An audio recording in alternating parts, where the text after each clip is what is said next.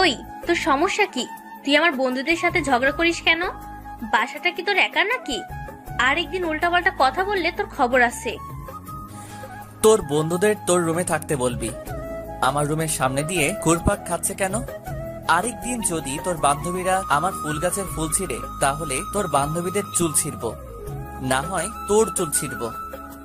কি? তোর এত বড় সাহস? তুই আমার চুল ছিঁড়বি? দাঁড়া, দেখাচ্ছি মজা। কি করবি? তোর কোনো কিছু এখন কাজ করবে না। আপু নিজের হাতে চুলগুলো এলোমেলো করে চিৎকার দিতে শুরু করলো। পাশের রুম থেকে আম্মু এলো। কি হয়েছে, কাঁদছিস কেন? তোমার ছেলে আমাকে মারছে। মিথ্যা কথা, আমি মারিনি। আম্মু, আপু নিজের হাতে চুল এলোমেলো করে আমার উপর দোষ চাপানোর অপচেষ্টা চালাচ্ছে। ওই, তুই কোন দিন মানুষ হবি? তোর বড় বোনকে তুই মারিস? আজকে তোর খাবার বন্ধ। খাবো না, যাও। আমার কথা সত্য, অথচ আমার কথা বিশ্বাস করো না। তোর আজকে খাবার বন্ধ। আমার এখন কাজ আছে, আমি কিচেনে গেলাম। তানিশা, তুই আমার সাথে রান্না করে চল। যাও, কোনো ব্যাপার না। মনে হয় আপনারা তো কিছুই বুঝতে পারছেন না। আমি পারভেজ, বাবা মায়ের আদরের সন্তান নাকি শাসনের সন্তান তাই বুঝি না। আপুর নাম তানিশা, সবকিছু দখল করে আছে। বাবা ব্যবসা করে, সংসারের মাথা হলো মা। মায়ের কথাই শেষ কথা। বাবা নাকি মাকে ভালোবেসে বিয়ে করেছিল, বাকিটা ইতিহাস। বাসা থেকে বের হয়ে বন্ধুদের নিয়ে আড্ডা দিচ্ছি। আমার কয়েকটা বন্ধু আছে, বন্ধু বললে ভুল হবে, এরা সবগুলো এক একটা কলিজার টুকরা। কিরে মামা, কি হয়েছে? মন খারাপ নাকি? দূর, এটা কোনো জীবন হলো নাকি?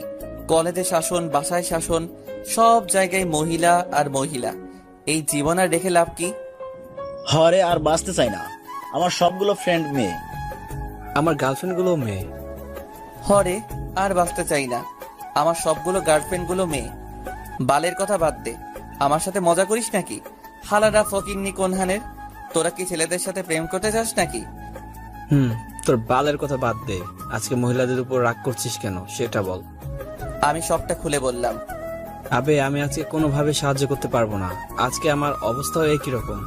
বাসায় কে যেন বলে দিছে আমি মামার মেয়ের সাথে প্রেম করি। এদিকে মা আবার অনেক খেপে গেছে। সাইদ, পেটে টান পড়ছে, কিছু খেতে হবে। আমি বেঁচে থাকতে তুই না খেয়ে থাকবি না। দাঁড়া, আমি তোর জন্য খাবার আনছি। 5 মিনিট পর এক গ্লাস পানি এনে বলে, এইটা খা, গলাটা ভিজিয়ে নে। এইটা কি? এইটা বিশুদ্ধ পানি, খাইলে শরীরে একটু জোর পাবি। সাইদ, বেশি রকম হয়ে যাইতেছে কইলাম। আমি জানতাম এমন কিছুই হবে। সাইদ খাওয়াবে তোরে? ও 14 গোষ্ঠী তো কিপটা। তোরা থাক, আমি গেলাম। চল দোকানে গিয়ে খেয়ে আসি। চল। তারপর 3 জন মিলে খাওয়া দাওয়া করলাম, চা, রুটি, কলা, কেক। আমার ফোনে টাকা নাই। সাইদ, তোর ফোনটা একটু দে। কি করবি? বেশি টাকা নাই, 1 মিনিটের মধ্যেই শেষ করবি। আরে বেটা, তুই চাইলেই দিয়ে দিব। তারপর মোবাইলটা দোকানদারকে দিয়ে বললাম, এই নেন মোবাইল, যখনই খাবারের বিল দিতে পারি তখন মোবাইল দিয়ে দিবেন। পারভেজ, কাজটা কিন্তু ঠিক করলি না। আবে শালা, ক্ষুধা লাগছে, খাইছি। এখন আমাদের দুজনের জন্য নিজের এই সামান্য মোবাইলটা বন্দুক দিতে পারবি না? সাইদ, আজ থেকে তুই বন্ধুদের জন্য উদাহরণ হয়ে থাকলি রে পাগলা। আমরা জানি তুই তোর বন্ধুদের জন্য নিজের কিডনি পর্যন্ত বিক্রি করতে পারবি রে পাগলা। বালের কথা পরে বলিস, এখন আমার মোবাইলটা দে। তোর মোবাইল তো তুই চাইলেই দোকানদার দিয়ে দিবে। এমন সময় একটা মেয়ে দোকানে এসে বলে, মামা একটা আইসক্রিম দেন। পারভেজ, তুই গরম হয়ে গেছিস, ঠান্ডা একটা আইসক্রিম খা। আব্বে, আইসক্রিম আমি খাই না, আইসক্রিম খাই ফকিন্নির গার্লফ্রেন্ড। ওই, তোদের সমস্যা কি? ওই ফকিন্নি, তুই তুই করে বলিস কারে? কানের নিচে একটা দেব, 2 ঘন্টা হা করে দাঁড়িয়ে থাকবি। আরে শালি, তোর এত বড় সাহস, তুই আমারে থাপ্পড় দিবি? তার আগে এই লাথি মাইরা বাত্তি নিভাইয়া দিব। ওই ছামড়া, তোর সমস্যা কি রে? আরেকবার উল্টাপাল্টা কিছু বললে চিৎকার দেব বলে দিলাম। তারপর মেয়েটা চলে গেল। এইভাবে ঘোরাফেরা করে রাতে বাসায় গেলাম। সারাদিন কই ছিলি? জাহান্নামে। গিয়ে দরজা বন্ধ করে লাইট অফ করে ঘুমিয়ে আছি। 10টার দিকে মা ডাকছে খাবার জন্য। খাবো না, তুমি খাও, আর তোমার মেয়েকে খাওয়াও। এখন খেলে খা, না খেলে সারা রাত না খেয়ে থাকতে হবে। আসতেছি। তারপর খাওয়া দাওয়া শেষ করে ছাদে গেলাম। ছাদে গিয়ে দেখি আপু দাঁড়িয়ে আছে, তাই গিয়ে পেছন থেকে একটা থাপ্পড় দিয়ে বললাম, কিরে ছাদে কি করিস? আমার দিকে ঘুরে তাকিয়ে বলছে, কোন শালারে? একটা চিৎকার দিলাম, মেয়েটাও একটা চিৎকার দিল। ওই শালা, তুই আমাকে ফলো করতে করতে আবার বাসায় চলে আসছিস? লও ঠেলা, আমার পিছনে পিছনে ফলো করে আমার বাসায় চলে আসছিস আর আমাকে বলছিস আমি তোর মতো শেষটিকে ফলো করি না। যা ভাগ। এমন সময় আপু ছাদে আসছে। কি রে, কি হয়েছে? দেখ তো, সেই কখন থেকে ছেলেটা আমাকে ফলো করছে। ওই ফকিন্নি, মুখে লাগাম দে। আমি তোরে ফলো করব কেন? তুই আমাকে ফলো করছিস। তোরা থামতো, তোরা কেউ কাউকে ফলো করিসনি। দেখ তানিশা, এই ছেলেটার কথাগুলো সুবিধার লাগছে না। আরিফা, এইটা আমার ছোট ভাই পারভেজ, আর পারভেজ এই আমার বান্ধবী আরিফা। আরিফা আজ থেকে আগামী 1 মাস এখানে থাকবে। এক তোর জ্বালায় বাসা থেকে বাইরে থাকতে হয়, আর নতুন একটা আনছিস। আমার সাথে না পেরে এখন আমার পিছনে বান্ধবীকে লাগিয়ে দিয়েছিস। এটা তোর ভাই দুনিয়ার বদমাইশ, রাস্তায় আমার সাথে ঝগড়া করেছে। ওই একদম চুপ। কেন জানুক তুই কেমন ভালো ছেলে, পরিবারের জানা দরকার। আর একটা কথা বললে কিস করে দিব বললাম। ওই কুত্তা, তোর মুখে থুতু দিব বলে দিলাম। পারলে ঠেকাইস। তারপর চলে আসলাম, আমি আমার রুমে চলে আসলাম আর ওরা ওদের রুমে। রুমের ভিতরে গিয়ে তানিশা আপু আর আরিফা আপু কথা বলছে। তোর ভাই এত খারাপ কেন রে? ওই, তুই আমার ভাইরে খারাপ বলছিস কেন?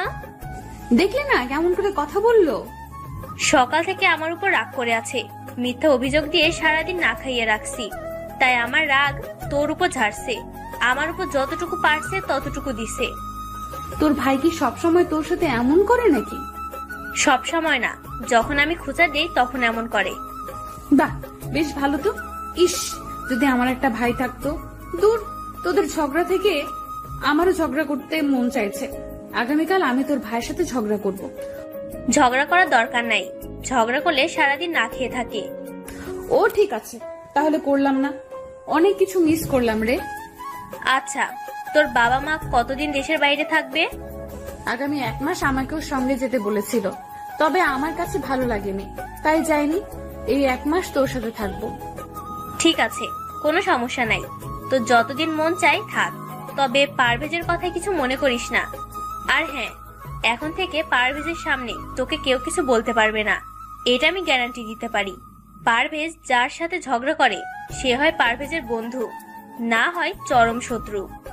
বেশ মজার তো। আচ্ছা, এখন ঘুমা। সকালবেলা মনে হচ্ছে আমার রুমে অনেক বৃষ্টি হচ্ছে, তাই ঘুম ভেঙে গেল। মাথায় আমার আগুন লেগে গেল।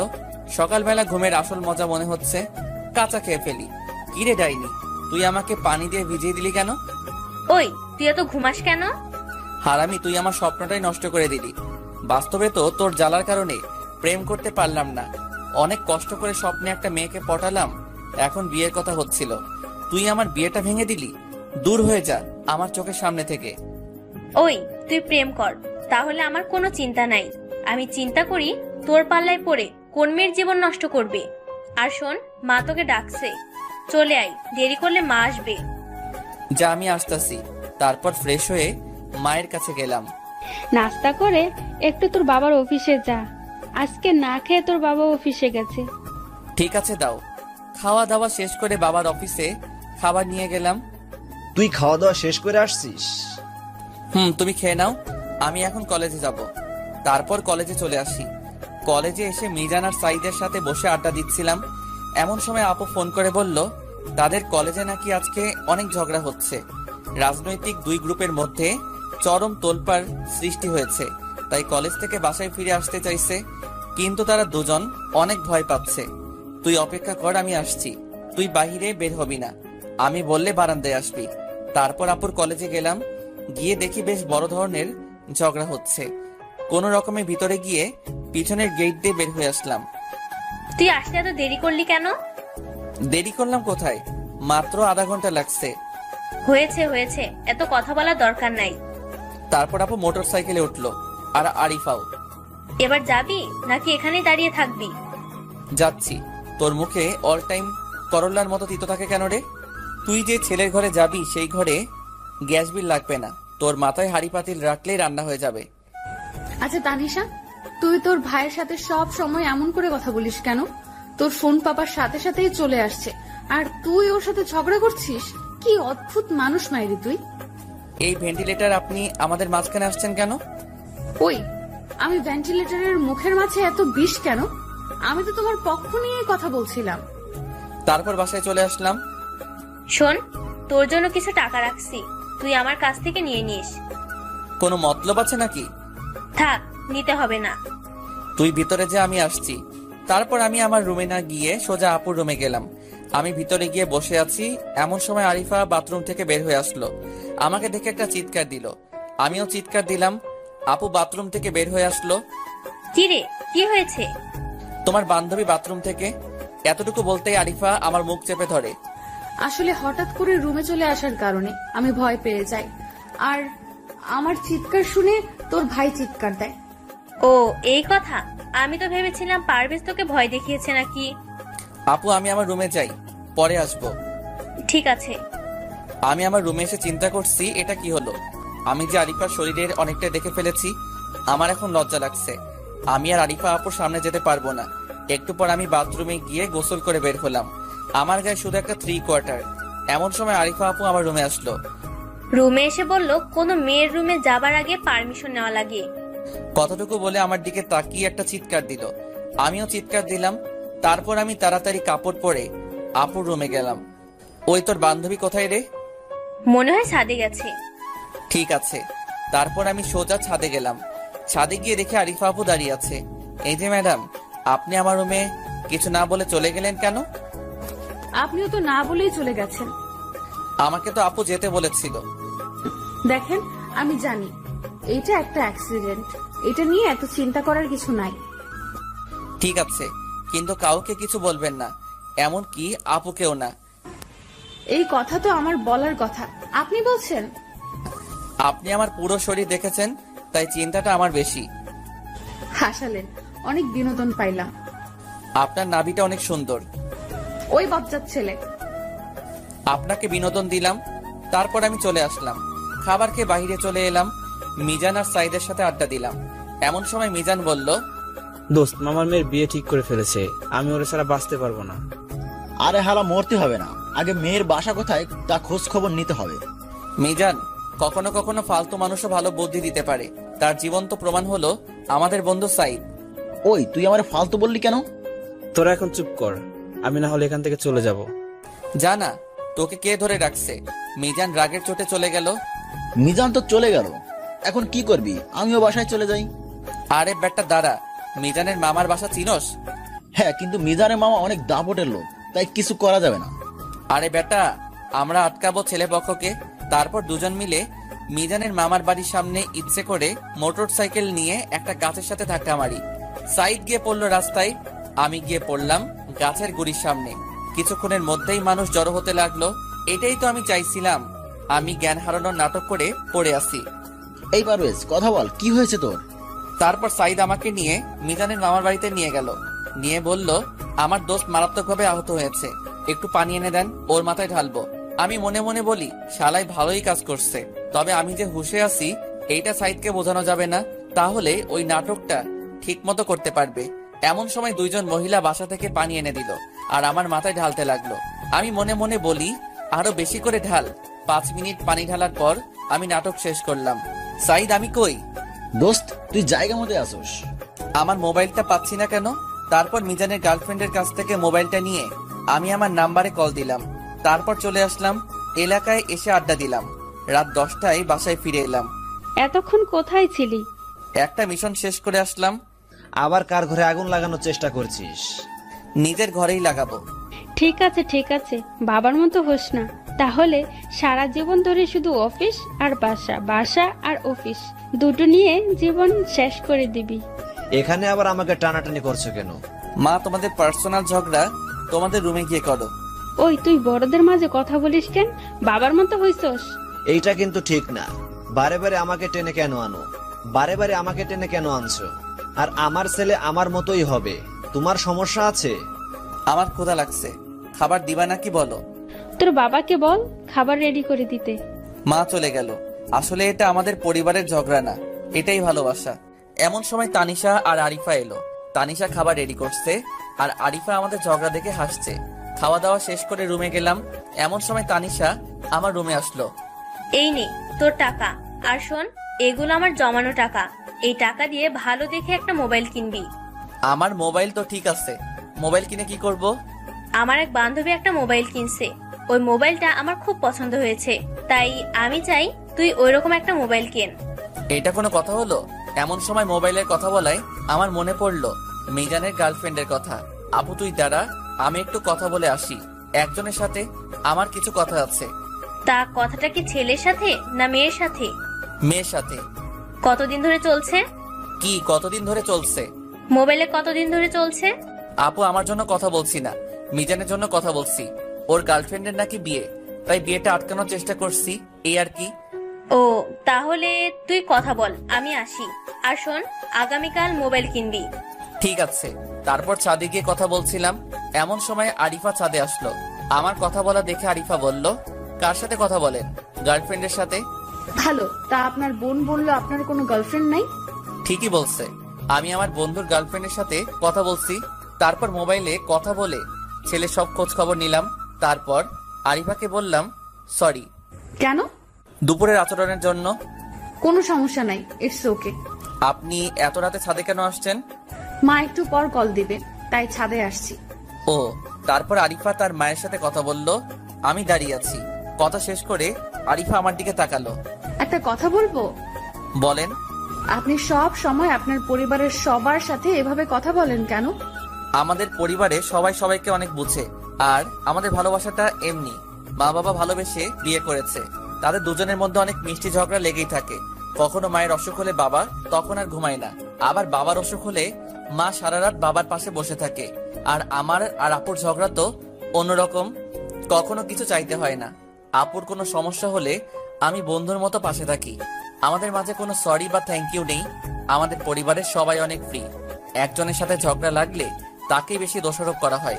গতকাল সকালে আপুর সাথে ঝগড়া হয়েছে, আজকে নিজের জমানো টাকা দিয়ে দিছে মোবাইল কেনার জন্য।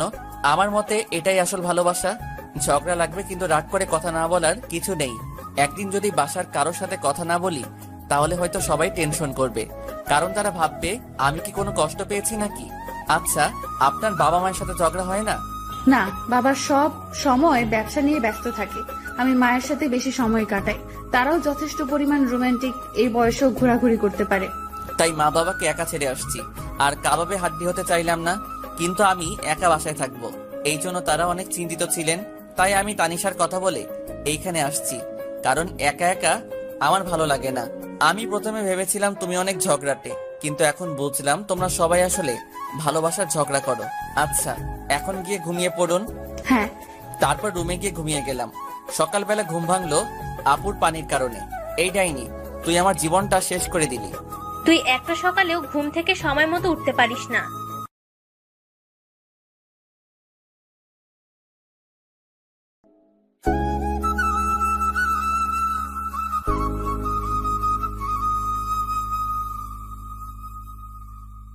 তুই একটা সকালেও ঘুম থেকে সময় মতো উঠতে পারিস না। তাই বলে তুই আমার গায়ে পানি ঢেলে দিবি? আমাকে একটা দিন আরামসে ঘুমাতে দিবি না? ওই, এত বকবকানি শোনার মতো সময় আমার নেই। ফ্রেশ হয়ে খাওয়া দাওয়া শেষ কর, কলেজে নিয়ে যাবি। আমাকে তুই ড্রাইভার পেয়েছিস নাকি? আমি আজকে কলেজে যাব না। সেটা তোর ব্যাপার, কিন্তু আমি যাব, আর তুই দিয়ে আসবি। এই নিয়ে কোনো কথা হবে না। ঠিক আছে ঠিক আছে, যা তুই, আমি আসছি। ফ্রেশ হয়ে নাস্তা শেষ করে বাইক নিয়ে দাঁড়িয়ে আছি। এমন সময় আরিফা আর আপু আসলো। আরিফাকে আজকে রাজকন্যা মনে হচ্ছে। কিরে, তুই এভাবে কি দেখছিস? কিছু না, ওঠ। তারপর আপু তারপর আরিফা দুজন উঠলো। আজকে কি তুই সত্যি কলেজে যাবি না? না, আমি কলেজে গেলে মিজানের অনেক বড় ক্ষতি হয়ে যাবে। কি ক্ষতি হয়ে যাবে? আজকেই মিজানের গার্লফ্রেন্ডকে নিয়ে আসবো, তারপর ওদের বিয়ে দিব।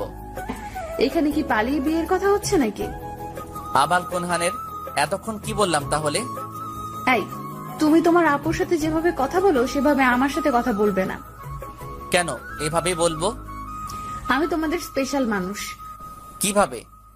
আমি তোমাদের মেহমান। ঢেঁড়স, 2 টাকার মুরগি, 10 টাকার মশলা। কি বললা? বললাম আপনি অনেক ভালো। তারপর কলেজের সামনে নামিয়ে দিলাম। এখন কোথায় যাবি? শুভ কাজটা সেরে ফেলি। পারভেজ, একটা কথা বলি। বলেন।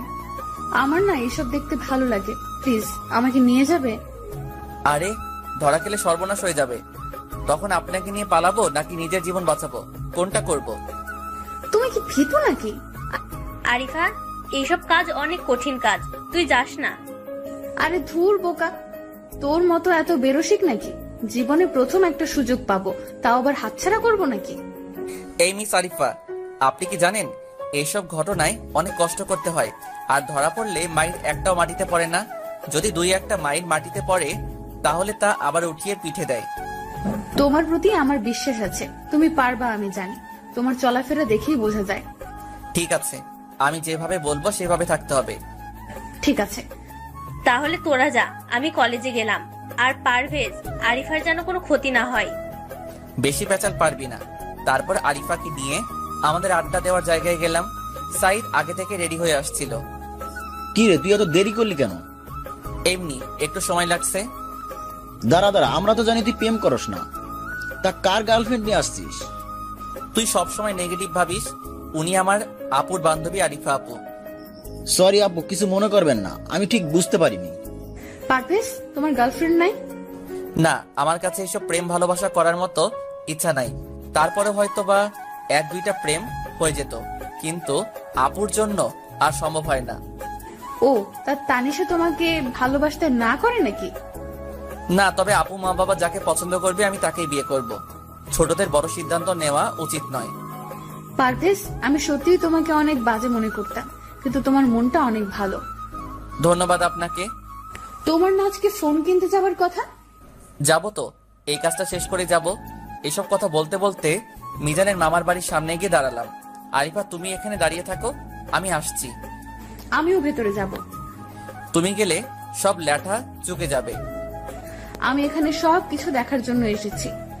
ঠিক আছে চলুন, কিন্তু অতিরিক্ত কোনো কথা বলতে পারবে না, আর আমি যেভাবে বলবো সেভাবেই থাকতে হবে। আমি সাইদ আর আরিফা ভিতরে গেলাম। আমি ভিতরে গিয়ে খালাম্মা খালাম্মা বলে চিৎকার দিতে লাগলাম। এমন সময় 2টা মহিলা ঘর থেকে বের হয়ে এলো। আমি পায়ে সালাম করে বলতে থাকলাম, খালাম্মা, আপনারা গতকাল আমার জীবন বাঁচিয়েছেন, সেজন্য আপনাদেরকে এক নজর দেখতে এলাম। থাক বাবা থাক, বেঁচে থাকো। গতকাল তোমরা দুজন এখানে যে অবস্থায় এসেছো, তোমার তো জ্ঞান ফিরছিল না। খালাম্মা, আমি একে এর বাবার বাড়ি থেকে পালিয়ে নিয়ে এসেছি, একটু আগেই বিয়ে করেছি। আর গতকালের ঘটনা ওকে বললেই ও আপনাদের এক পলক দেখার জন্য পাগল হয়ে গিয়েছিল, তাই নিয়ে এলাম। তা খালাম্মা, গতকাল একজন আপুকে দেখেছিলাম, তার মোবাইল দিয়ে আমার মোবাইল খোঁজ করে পেয়েছিলাম। সে কোথায়? তাকে একটা ধন্যবাদ দেওয়া আমার খুব প্রয়োজন। দাঁড়াও, আমি ডেকে দিচ্ছি, দেখা করে যাও। আর শোনো, পালিয়ে বিয়ে করাটা ঠিক না, এটা তুমি ভুল করেছো। এমন সময় মিজানের গার্লফ্রেন্ড এলো। আমি আরিফাকে বললাম, যাও তুমি আপুর সাথে একটু কথা বলো, আর তার জন্য আনা গিফটটা দাও। আরিফা আমার মুখের দিকে তাকিয়ে আছে।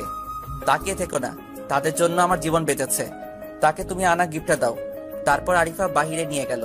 আমি সাইদ ওয়াশরুমে যাওয়ার কথা বলে বাড়ির পিছনে দেওয়ার টোপকে বাইরে চলে গেল। কিছুক্ষণ পর আমি বলতে লাগলাম, না, আরিফাকে দিয়ে কিছু হবে না, এতক্ষণ কি গল্প করছে। এই কথা বলে আমি বাহিরে চলে এলাম। মোটর সাইকেল স্টার্ট দিয়ে আমরা উধাও। আরিফা আমার পিছনে আর সাইদের পিছনে মিজানের গার্লফ্রেন্ড। 30 মিনিটের রাস্তা আমরা 20 মিনিটে কভার করলাম। তারপর মিজানকে ফোন করে বললাম, কাজী অফিসে আয়। মিজান কাজী অফিসে এলেই বিয়ের কাজ শেষ করে মিজানকে বললাম, তোর বউ মানে ভাবিকে তোর বাসায় নিয়ে যা, আর যদি তোর মা বাবা মেনে না নেয় তাহলে আমাদের বাসায় চলে আসবি। কিছুদিন থাকার পর সবকিছু একটা ম্যানেজ করে দিব ইনশাআল্লাহ। আর এখন চল সবাই মিলে রেস্টুরেন্টে খাওয়া দাওয়া শেষ করব। তুই আমার জীবন বাঁচিয়েছিস। আমি আজকে নিয়ত করেছিলাম ওকে না পেলে মরে যাব, আর তোরাও গতকাল বাজে ব্যবহার করছিলি। আবে শালা পারভেজ, গতকাল যে কাহিনী করছে আমার সারা জীবন মনে থাকবে। কিরে ভাই, এখানে দাঁড়িয়ে থাকবি নাকি? আমার পেটে ইঁদুর বাদুর বাঘ সিংহ দৌড়াচ্ছে। এখন রেস্টুরেন্টে চল। চল, আমারও ক্ষুধা লাগছে। তারপর রেস্টুরেন্টে গেলাম। মিজান আর ওর বউ একসাথে বসেছে, সাইদ এক পাশে, আমি আর আরিফা এক পাশে। বাজেট কম, আমার দিকে একটু খেয়াল রেখে অর্ডার করিস। আজকে তোর বিয়ের খাবার খাবো, তো কম কেন খাবো? দরকার হলে আজকে তোকে বন্দুক দিয়ে যাব, তারপরেও কষ্টের প্রতিশোধ নিব। সমস্যা নাই, তোমরা খাও, যদি টাকা লাগে আমি দিব। ওই তোমরা হরতাল বন্ধ করো, যার যা লাগে অর্ডার করো। এরপর অর্ডার করা শুরু করলাম। খাওয়া দাওয়া শেষ, 10,000 বিল হয়েছে। মিজান কষ্ট করে 7,000 দিল, বাকিটা মিজানের বউ দিল। তারপর বাসার দিকে রওনা দিলাম। আমি আর আরিফা একসাথে আসছি। ওই সময় তুমি কথা বললে কেন? কোন সময় কোন কথা বলছি? ওই সময় তুমি ওই কথা বললে কেন? ওই সময় বললা আমি তোমার বউ। এই কথা না বলে অন্য কোনো কথা বলতে পারতে। জায়গা বুঝে কথা বলছি, আর সেই জন্য আমি সত্যি দুঃখিত। ঠিক আছে, তুমি তোমার বন্ধুর প্রেমের জন্য এত কিছু করো, নিজে প্রেম করো না, এটা কেমন কথা? কোচ কখনো মাঠে নামে না, আমি ওদের কোচ, বুঝলা? আচ্ছা, তুমি কি আমার বন্ধু হবে? কেন? কেন, আমরা কি বন্ধু হতে পারি না? তুমি তো আমার চেয়ে বড়। তাতে কি? আমার যদি কোনো সমস্যা না থাকে তাহলে তোমার সমস্যা হবে কেন? ঠিক আছে, আজ থেকে আমরা বন্ধু। তারপর বাসায় গিয়ে ফ্রেশ হয়ে খাওয়া দাওয়া করে একটা ঘুম দিলাম। সন্ধ্যায় আরিফার ডাকে ঘুমটা ভেঙে গেল। কি হলো, ডাকছো কেন? তুমি না মোবাইল কিনতে যাবে, আর আমারও কিছু কেনাকাটা করতে হবে, তাই ভাবছিলাম দুজন মিলে একসাথে যাব, যদি তোমার কোনো আপত্তি না থাকে। ঠিক আছে, তুমি রেডি হয়ে নাও, আমি ফ্রেশ হয়ে আসছি। তারপর ফ্রেশ হয়ে আরিফাকে ডাক দিলাম। এমন সময় মা বলল, কি হয়েছে রে, এমন ভাবে চিৎকার করছিস কেন? আরিফা আপু মার্কেটে যাবে, তাই তার জন্য অপেক্ষা করছি। অপেক্ষা করছিস ভালো কথা, চিৎকার দিলি কেন? ওদের রুমে গিয়ে ডাক দে। আমি মনে মনে বলি, রুমে গেলে যা দেখায় তা দেখে মাথা ঠিক থাকে না। কি হলো, দাঁড়িয়ে আছিস কেন? হ্যাঁ, যাচ্ছি। তারপর ওদের রুমে গিয়ে ডাক দিলাম। পারভেজ, তুমি 1 মিনিট বসো, আমার রেডি হওয়া শেষের দিকে।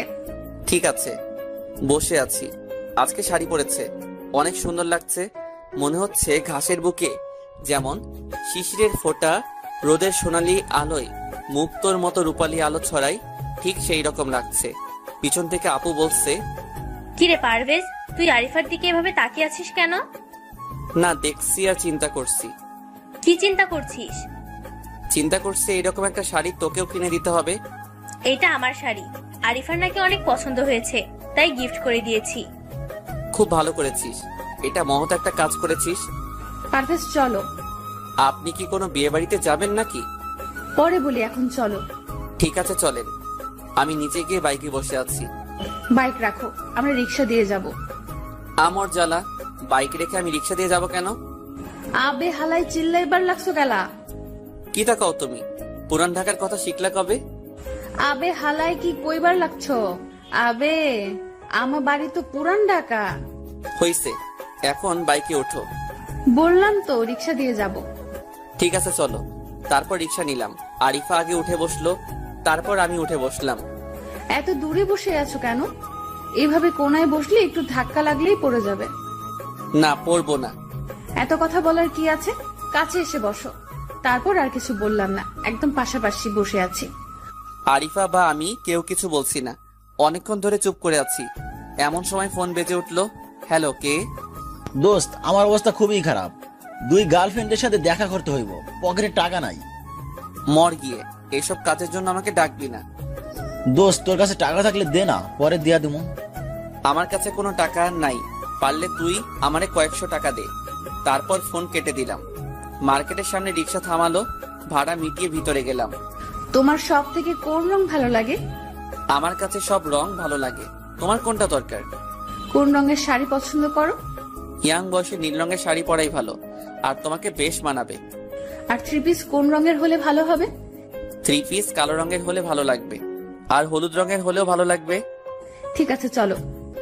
তারপর প্রথমে নীল রঙের শাড়ি নিল, এরপর কালো রঙের 3 পিস নিল, আর হলুদ রঙের 3 পিস নিল। কিছুক্ষণ পর বলল, তুমি এখানে দাঁড়াও, আমি একটু আসছি। তারপর লেডিস শপে গিয়ে 30 মিনিট পরে আসলো। এতক্ষণ লাগে? ম্যাচিং করে কিনলাম। কি?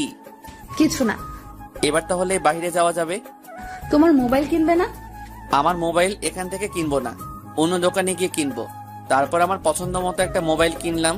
চলো বাসায় যাই। শপিং করার পর খাওয়া দাওয়া না করে আমি কোনোদিন বাসায় যাই না, তাই খাওয়া দাওয়া করে বাসায় যাব। ঠিক আছে, চলো রেস্টুরেন্টে যাই। তারপর খাওয়া দাওয়া করলাম, টুকটাক কথা। তারপর আরিফা জোর করে বিল দিল। বাইরে এসে রিক্সায় উঠলাম। একটু যেতেই ফুলের দোকান দেখে আরিফা বলল, থামেন থামেন, আমার ফুল কেনার বাকি আছে। এখন ফুল দিয়ে কি করবে? গোলাপ আমার অনেক প্রিয়, তুমি একটু দাঁড়াও, আমি আসছি। এরপর অনেকগুলো ফুল নিয়ে আসলো। তারপর আবার বাসার দিকে রওনা দিলাম।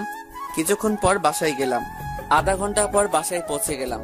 গোসল করে ঘুমিয়ে পড়লাম। 1 ঘন্টা পর আবার তানিশা আপু ডাকতে শুরু করলো। এখন তো সকাল হয়নি, এখন ডাকছিস কেন?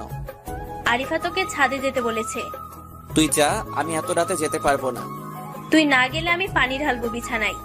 আমি কি যাব না বলেছি? আমি বলেছি এই তো যাচ্ছি। গুড, এখন যা। ঠিক আছে, আমি যাচ্ছি। তারপর ছাদে গেলাম। গিয়ে দেখি নীল রঙের শাড়ি পরে দাঁড়িয়ে আছে। অনেক সুন্দর লাগছে। মনে হয় রাতের নীল পরি এখানে এসেছে। হালকা চাঁদের আলোয় আরিফাকে আলোকিত করে রেখেছে। আমাকে কি ডেকেছো? হুম। কিছু বলবে?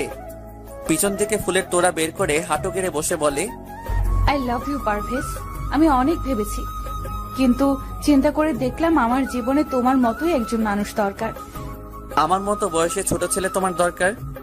বিশ্বাস করো, আমি তোমাকে ভালোবেসে ফেলেছি। মনের সাথে অনেক যুদ্ধ করেছি, কিন্তু পারিনি। তোমাকে ভালো না বেসে থাকতে পারলাম না। আরিফা, তুমি আমার বড় বোনের বান্ধবী। এটা সমাজ, পরিবার কেউ মানবে না। তুমি মানলেই সবাই মানবে। তুমি এখন ওঠো। না, তুমি আগে আমার ভালোবাসা গ্রহণ করো। আমি তোমার বোনের সাথে কথা বলেছি। সে বলেছে তুমি রাজি হলে তার কোনো আপত্তি নেই, আর তোমার পরিবারের কারো আপত্তি থাকবে না। দেখো আরিফা, আমি তোমাকে আমার বোনের নজরে দেখেছি, যা শুধু আপু ডাকিনি। ওইটা আমার অনেক বড় ভুল ছিল। তোমাকে আমার আপু ডাকার প্রয়োজন ছিল। আর শোনো, তুমি উঠে ঘরে যাও আর ঠান্ডা মাথায় চিন্তা করো। তুমি আমাকে গ্রহণ না করলে আমি এখান থেকে যাব না। দেখো, সেটা তোমার ব্যাপার। আজকে যদি তুমি আমাকে গ্রহণ না করো, তাহলে আমি নিজেকে শেষ করে দিব। আচ্ছা, তুমি আমাকে 2 দিন সময় দাও। আমি 2 দিন পর তোমাকে আমার উত্তর দিব। 2 মিনিট সময় দিলাম। 2 দিনের সময় কি বেশি চেয়েছি? আর বেশি তেরিবেরি করলে আমি নিজেই নিজেকে শেষ করে দিব। না, তুমি নিজের কোনো ক্ষতি করো না। আমি তোমাকে 2 দিন সময় দিলাম। তারপর আরিফাকে রুমে যেতে বললাম। কিছুক্ষণ পর আমিও রুমে চলে এলাম। একটু পর তানিশা আমার রুমে এলো। ওই তুই কি রে? মেয়েটা নিজের লাজ লজ্জার মাথা খেয়ে তোকে প্রপোজ করলো, আর তুই ওকে ফিরিয়ে দিলি? আমি তোর কি এমন ক্ষতি করেছি রে? তুই তোর বান্ধবীকে আটকাতে পারলি না? আরিফাকে চিনি, ও অনেক ভালো মেয়ে।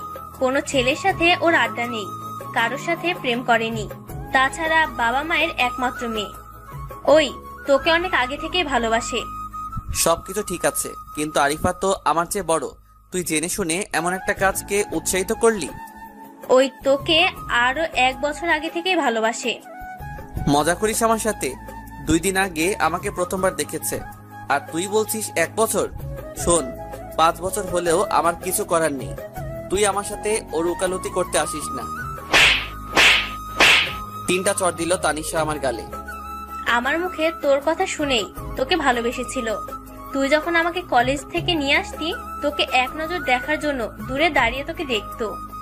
আমি জানতাম ভালোবাসা কি, তুই তা বুঝিস না, তাই আরিফাকে প্রপোজ করতে মানা করেছিলাম। কিন্তু যখন তুই মিজানের জন্য এত কিছু করলি, তখন আরিফা আমার কোনো কথাই মানলো না, তাই প্রপোজ করছে। ঠিক আছে, আমাকে একটু চিন্তা করতে দে। আর এই কথাগুলো আমাকে ভালো করে বললেও পারতি, গায়ে হাত না তুললেও হতো। তোকে আদর দিয়ে দিয়ে মাথায় তুলে ফেলেছি, এখন মাথা থেকে নামাতে হবে, তাই মারছি। ঠিক আছে, আজকের পর থেকে তুই আর আমার উপর কোনো অধিকার খাটাতে আসবি না। ভালো করে চিনি না, জানি না কিভাবে আমি একজনকে ভালোবাসবো, তা তুই একবারও চিন্তা করলি না?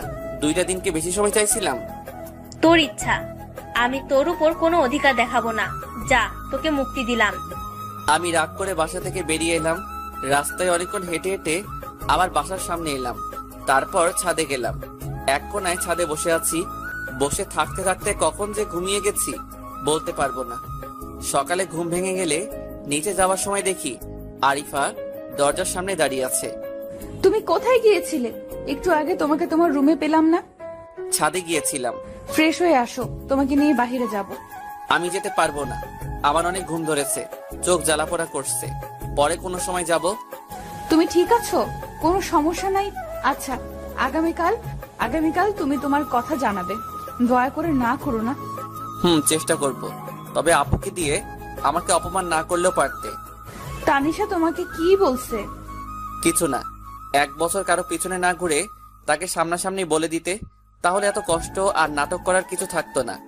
তোমার বাবা মায়ের সাথে দেখা করলাম। আমি তোমাকে যেমন ভাবতাম তা পরীক্ষা করে দেখলাম। আইসক্রিমের দোকানে তোমার সাথে ইচ্ছে করে ঝগড়া করছি। আর তুমি দেখলাম আমাকে টিটকারি মারলে, তাই ভাবলাম তুমি হয়তো ইফটিজিং করো, তাই আরেকটু সময় নিলাম। জয় বাংলা, হইছে কাম। আজকের পর থেকে আমার বিষয়ে কোনো কথা আপুর সাথে শেয়ার করতে পারবে না। তানিশাকে ছাড়া আমি কিভাবে থাকবো? ওই সবকিছু ব্যবস্থা করে দিল আর ওকে কোনো কিছু জানাবো না, এটা কেমন কথা? শোনো, আগামীকাল লাগবে না, আজকে আমার উত্তর নিয়ে নাও।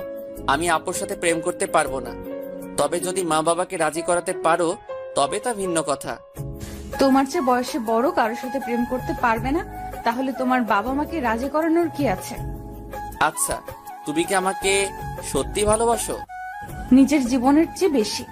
বিয়ের আগে আমার সাথে রাত কাটাতে পারবে? কি বলছো এসব? তোমার মাথা ঠিক আছে? হ্যাঁ, যা শুনলে তাই বলছি। বিয়ের আগে আমার সাথে রাত কাটাতে পারবে? আমাকে 2 দিন সময় দাও, আমি তোমাকে ভেবে বলছি।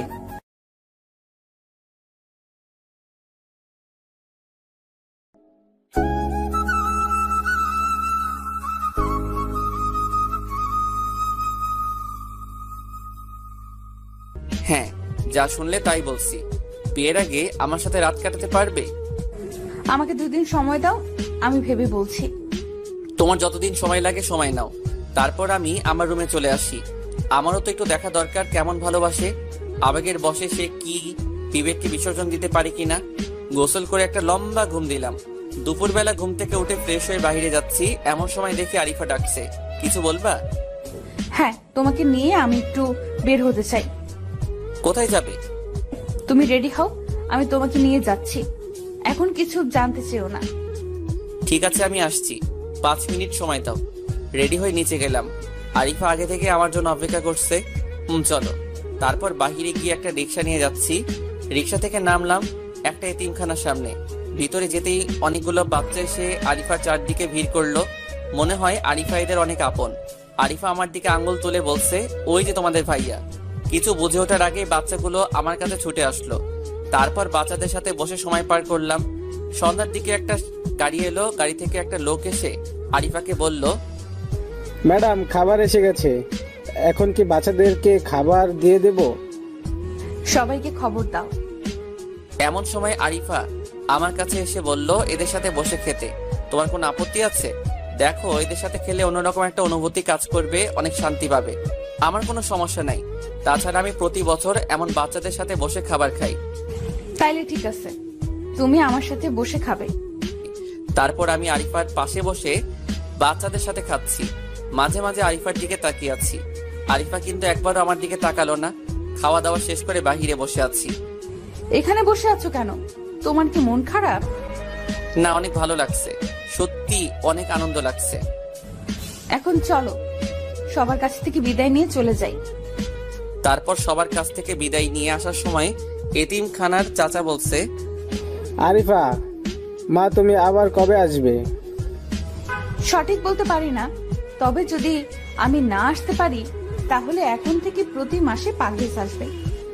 ও, তাহলে ঠিক আছে। ভালো থেকো মা, ভালো থেকো বাবা। তারপর বাহিরে এসে রিক্সা নিয়ে আবার বাসার দিকে রওনা দিলাম।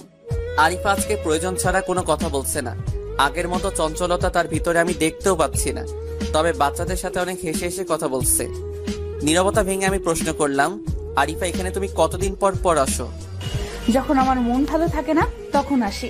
এই এতিমখানাটা বাবা বানিয়েছে। অনেকগুলো বাচ্চা এখানে থাকে আর লেখাপড়া করে। আমাদের বাসায় কেউ গেলে ওই দিন বাহির থেকে খাবার নিয়ে যাওয়া হয়, আর না হলে ওইখানেই রান্না করা হয়। পুরোটাই বাবা নিজের হাতে সামলান। আমাদের সাথে ফোন করে কথা না বললেও এতিমখানার খোঁজ খবর ঠিকই রাখেন। ও, তাহলে আমার মনে হয় তোমার বাবা অফিসে অনেক ভালো মানুষ। আচ্ছা পারভেজ, ওই সময় কি কথাটা তুমি সিরিয়াসলি বলেছিলে নাকি মজা করেছিলে? কোনো কথা বলছো তুমি? এক রাতের কথা। সিরিয়াস ভাবে বলছি। তাহলে আমি চিন্তা করে ফেলেছি। তোমার কথায় আমি রাজি, আমার কোনো আপত্তি নেই। তোমার কি মাথা ঠিক আছে? তোমার মনের আশা পূরণ করলাম আর কি। এমন সময় রিক্সা বাসায় এসে পড়লো। রিক্সা ভাড়া মিটিয়ে রুমে চলে এলাম। এমন সময় মিজান ফোন করে বলল যে তার বাবা মা তাদের বিয়েটা মেনে নিয়েছে আর আগামীকাল তাদের বৌভাত অনুষ্ঠান, তাই আমাকে রাতেই যেতে হবে। মিজান, আমি আগামীকাল সকালে আসবো, এখন আসতে পারবো না। মিজান বলল, তোর বাসার দরজাটা খোল, আমি বাইরে দাঁড়িয়ে আছি। দরজা খুলে দেখি মিজান আর মিজানের বউ দাঁড়িয়ে আছে। ভিতরে আয়। সর সামনে থেকে। ভিতরে গিয়ে চিৎকার দিতে আরিফা আপু একটু বাহির আসেন।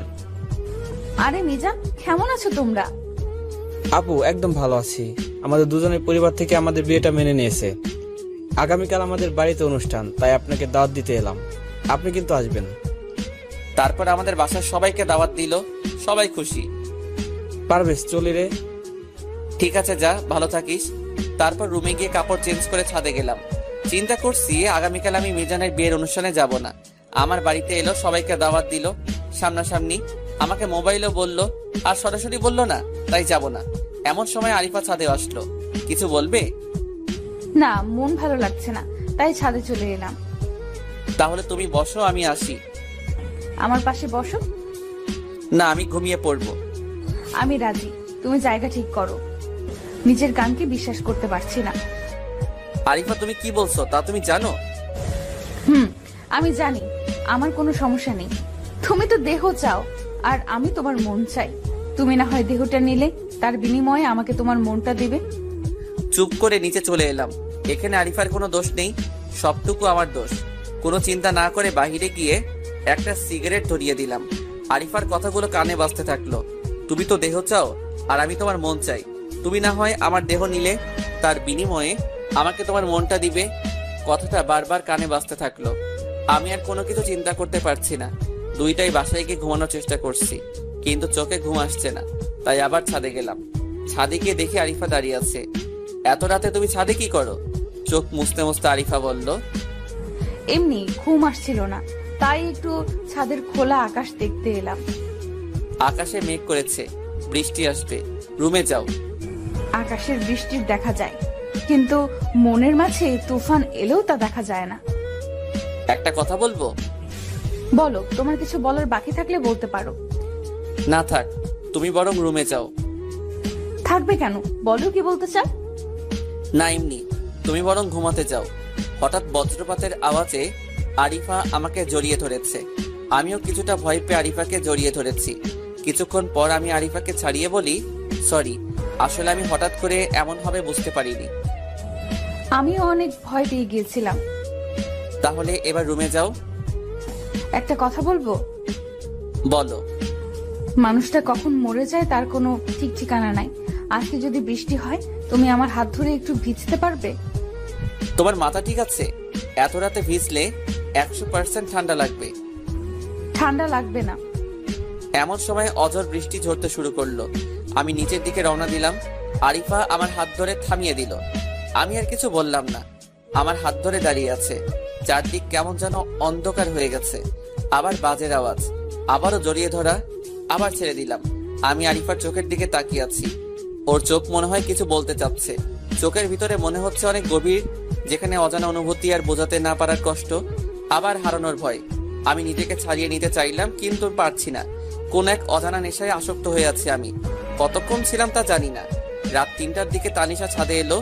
এসে দেখে আমি আর আরিফা চোখের দিকে দুজন তাকিয়ে আছি, কেউ কোনো কথা বলছি না। এরপর তানিশা এসে আমাকে একটা চড় মেরে বলল, একটা মেয়ে সর্বনাশ করতে তোর গায়ে বাঁধলো না? কি সর্বনাশ করলাম রে আমি? তানিশা, তুই এখানে এলি কেন? আর পারভেজ আমার কোনো সর্বনাশ করবে কেন? এখন কয়টা বাজে? খবর আছে তোর? 11টা 12টা হবে।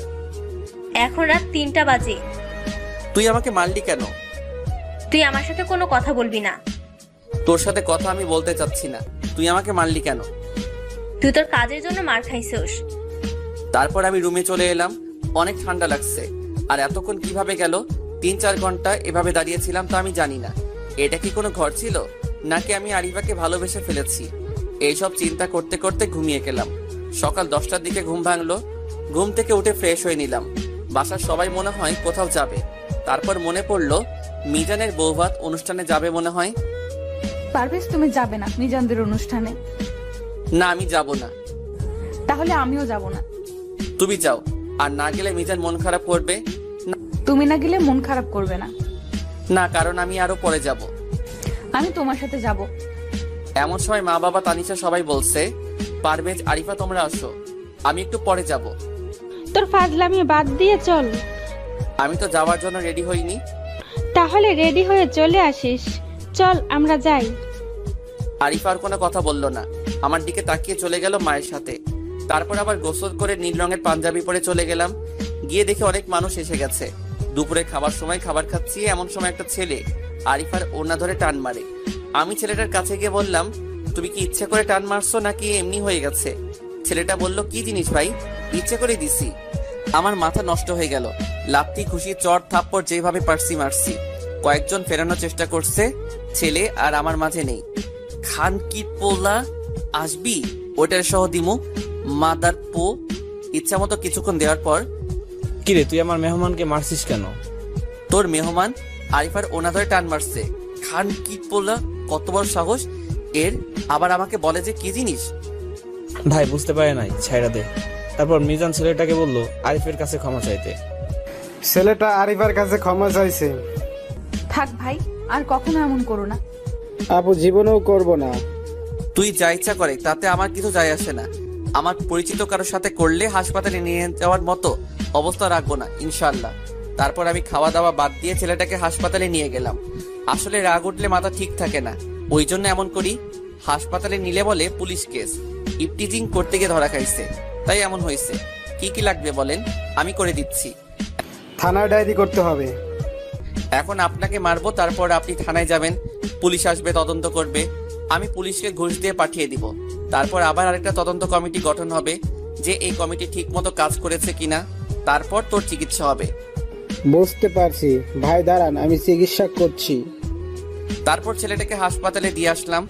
আসার আগে দেখলাম ছেলেটার মা আসছে, এসে কান্না করছে। তারপর আমি বললাম, আমি আপনার ছেলেকে মেরেছি, পারলে ক্ষমা করে দিয়েন। আল্লাহ, তোর শরীরে কিরা পড়বে, তুই আমার ছেলেকে মারছিস। আন্টি আপনি দাঁড়ান, আমি আসছি। তারপর এক প্যাকেট রক্ত দিয়ে চলে আসলাম। রাতে বাসায় আসলাম, কেউ আমার সাথে কথা বলছে না, কারণ আজকেও মারামারি করছি। আর আমি এটাও জানি আজকে আমার খাবার বন্ধ। কি আর করব, না খেয়ে ঘুমিয়ে গেলাম। রাত 12টার দিকে আরিফা কল দিছে। কিছু বলবা?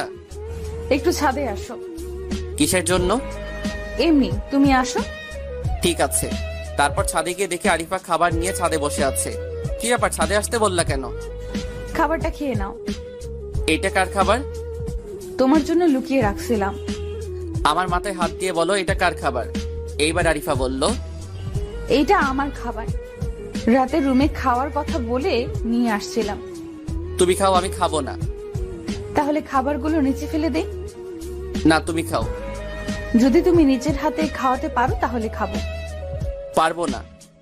আমার না রাতে না খেয়ে থাকতে অনেক কষ্ট হয়, তাই বলছিলাম তুমি যদি নিজের হাতে খাইয়ে দিতে। তোমার হাতে কি হয়েছে? তুমি যদি নিজের হাতে খাইয়ে দিতে পারো তাহলে তুমি যা চাইবে তাই পাবে। তুমি শিওর? হুম। তারপর আরিফাকে নিজের হাতে খাইয়ে দিচ্ছি। একটু পর আরিফাও আমাকে খাইয়ে দিচ্ছে। এভাবে খাওয়া দাওয়া শেষ করলাম, পানি দিয়ে হাত পরিষ্কার করলাম। একটা কথা বলি। বলো। ওই ছেলেটা আমার ওড়না ধরে টান দিছে, তার জন্য তোমার এত খারাপ লাগলো কেন? জানি না। তুমি কি আমাকে ভালোবাসো? জানি না। আগামীকাল বাসায় চলে যাব। মা বাবাকে বলেছি, তাই তারা 1 মাস না থেকে চলে আসবে। আমি হয়তো আগামীকাল বিকালে চলে যাব। আর একটা কথা, তুমি বলছিলে না বিয়ের আগে তোমার সাথে এক রাত থাকতে, আজকে আমি তোমার সাথে থাকবো। আরিফা তুমি ভুল ভাবছো, আমি তো এত কিছু ভেবে বলিনি। শর্ত তো শর্তই। আরিফা তুমি না একটু আগে বললা যে আমি তোমার কাছে যা চাইবো তাই দিবা। তাহলে শোনো, আমি চাই তুমি সব সময় হাসি খুশি থাকো। আমিও চাই তুমি সব সময় আমার পাশে থাকো। তারপর কিছুক্ষণ কথা বলে রুমে চলে গেলাম। সকালে ঘুম থেকে উঠে জানতে পারলাম আরিফা সকালে তার বাসায় চলে গেছে। আগামী 1 সপ্তাহ পর তার বিয়ে। আমাদের বাসায় আরিফার বাবা মা আসছিল, আমি ঘুমিয়েছিলাম, তাই আমার সাথে দেখা হয়নি। নে, এবার তো তোর শান্তি। আরিফা যাবার সময় অনেক কেঁদেছে। মেয়েটার মুখের দিকে আমি তাকাতে পারিনি। বারবার বলে গেছে, আমি আমার ভালোবাসার মানুষকে কখনো বুঝাতে পারিনি আমি তাকে কতটা ভালোবাসি। আরিফা আমাকে সব কিছুই বলেছে, আর এই বিষয়টা তোর বাবাও জানে। আমরা ভেবেছিলাম তুই ওকে পছন্দ করবি, কিন্তু তুই যেহেতু না করেছিস তাই আমরাও না করে দিয়েছি। জীবনে আসল ভালোবাসাটা তুই হারিয়ে ফেললি। আর মাত্র 7 দিন পর মেয়েটির বিয়ে হয়ে যাবে। আমি কোনো কিছু বলতে পারছি না, কারণ নিজের অজান্তে কখন যে আরিফাকে ভালোবেসে ফেলেছি তা আমিও জানি না। শুধু নিজের ইগোর কথা চিন্তা করে কিছু বলতে পারলাম না। এমন সময় তানিশা একটা চিঠি দিয়ে গেল। এই নে, তোর জন্য এই চিঠিটা দিয়ে গেছে। আমি চিঠিটা নিয়ে আমার রুমে চলে গেলাম।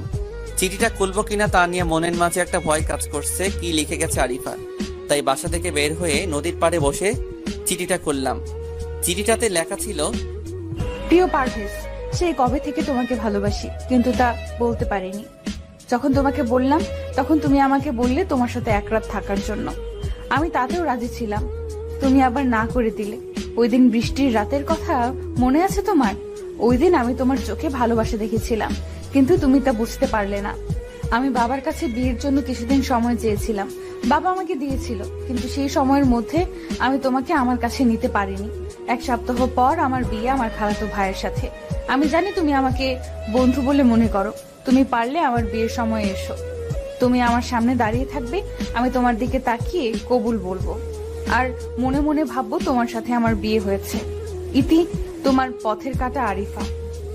চিঠিটা পড়ে সত্যি অনেক খারাপ লাগছে। চোখের কোণে জল জমতে থাকলো। কান্না চেপে রাখতে পারলাম না, তাই চিৎকার দিয়ে কান্না করতে থাকলাম। ভালোবাসা কি তা আমি সত্যিই বুঝি না, কখনো বোঝার চেষ্টা করিনি। না চাইতেই যে ভালোবাসা পাওয়া যায়, সেই ভালোবাসাকে আমরা মূল্য দিতে জানি না। আমার সব অপমান সহ্য করেও যে আমার কথা ভাবতো, সেই আমাকে আসলে ভালোবাসে। আমি কি করব? এখন কি আরিফা আমার কাছে আসবে, বা আমি বললে সে আমার কথা মানবে? সবকিছু কেমন যেন কুয়াশার চাদরে ঢেকে যাচ্ছে। মেয়েটা তো কোনো দিক দিয়ে খারাপ না, দেখতে অনেক সুন্দরী। অসহায় মানুষের পাশে নিজেকে বিলিয়ে দেয়। তার পরিবারও একই রকম। না, আমি আমার ভালোবাসাকে হারিয়ে যেতে দিব না। যেভাবেই হোক আমাকে আরিফার বিয়ে আটকাতেই হবে। মিজান সাইদকে ফোন দিলাম, দরকার হলে আরিফাকে তুলে আনবো, তাও নিজের ভালোবাসাকে হারিয়ে যেতে দিব না। কিছুক্ষণ পর ওরা আসলো। দোস্ত, তুলে আনতে পারবো যদি আরিফা রাজি থাকে। আরিফা মনে হয় রাজি হবে। কনফার্ম করতে বল। ঠিক আছে, আরিফাকে ফোন দিলাম। আরিফা, আমি সরি। সরি কেন বলছো? তোমাকে আমি কখনো বুঝতে পারিনি। সেটাই তো তোমার জন্য ভালো হয়েছে, তবে আমার জন্য হয়েছে কষ্টের কারণ। প্লিজ, তুমি আমার জীবনে ফিরে আসো। কখনো কোনো অভিযোগ করার সুযোগ দিব না। এখন আবার কিছু করার নেই, বাবা আমার বিয়ে ঠিক করেছে। আমি বাবার কথার বাইরে যেতে পারবো না। তাহলে আমার কি হবে? আমার চেয়ে বেশি সুন্দর ও ভালো মেয়ে পাবে, চিন্তা করো না। আমি তোমাকে বিরক্ত করব না, আর তোমার কানের কাছে বক বক করবো না। তবে তোমার সাথে কাটানো দিনগুলো কখনো ভুলতে পারবো না। আমি তোমাকে বিয়ে করতে চাই। আমার বিয়ে ঠিক হয়ে গেছে, আর আমাকে ছেলের বাবা মা আংটি পরিয়ে দিছে। আমিও হ্যাঁ বলে দিছি। এখন আর না করার কিছু নাই। আরিফা, আমাকে একটাবার সুযোগ দাও। আরিফা কান্না করতে করতে বলল, আমি তোমাকে ভালোবাসতাম, এখন বাসি না। আর শোনো, পারলে ক্ষমা করে দিও, তোমাকে অনেক বিরক্ত করেছি। ঠিক আছে, তুমি যদি না চাও তাহলে আমি কিছু বলবো না। যেভাবে তুমি ভালো থাকো সেভাবেই থাকো। আমি তোমাকে অনেক বিরক্ত করেছি, পারলে ক্ষমা করে দিও। তুমি কি একটু আমাদের বাসায় আসতে পারবে? কেন? একটু শপিং করতে যাব। বিয়ের পর তো আর তোমার সাথে কথা বলতে পারবো না, তখন অন্য কারো জীবনের সাথে জড়িয়ে যাবে আমার জীবন। তুমি একটু আসো। ঠিক আছে, আসছি। তারপর আরিফাদের বাসায় গেলাম। বাসাটা অনেক বড়, কিন্তু পরিবারের সদস্য মাত্র 3 জন। আরিফার তার মা বাবার সাথে পরিচয় করিয়ে দিল। কিছুক্ষণ কথা বলার পর আরিফা বলল, পারভেজ, চলো শপিং করতে যাই। চলো। এরপর রিক্সা নিয়ে শপিং করতে গেলাম।